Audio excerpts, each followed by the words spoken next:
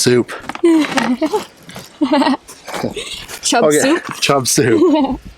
So tip ups, these are the two quick strike rigs that I prefer.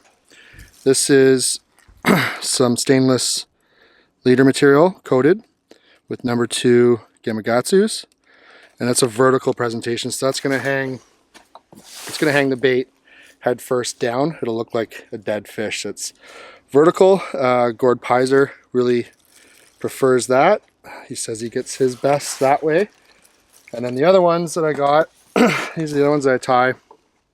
I use a circle hook, and the circle hook goes to the gut of your bait fish, and then your quick strike on a 100-pound or 80-pound fluorocarbon leader line through the eyelet of that to the head and tail. And that way you have a horizontal presentation, and when the pike come in to take the bait on a traditional quick strike rig, it goes from the top of your knot down and it V's off to these two trebles. And when they come in, they end up bumping those lines that come down and it spins the bait underwater. So I run cameras a lot on these just to check out when the fish are in the area and what they're doing, if they're aggressive, when they're going to take the bait, how they react to it.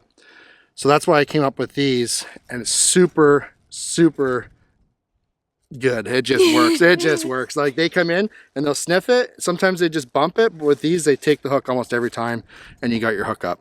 The circle hook does nothing except hold the bait horizontal and tight to your line so that these sit nice and flat. Effective. So this is how you catch pike 101. Right. Here's the other thing too. 120 river chub. I just went out in the fall. I saw them busting, getting chased by bass, and yeah, just went out with a bobber and a worm and just caught a whole mess of these guys. And you're allowed 120 of them right now. I was talking to CO officer.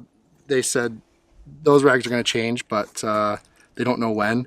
So check your regs before you go and harvest a bunch of them. But I've only got about 40 or 50 of them. If I had known I could have 120, I definitely would have stocked up because they work really well.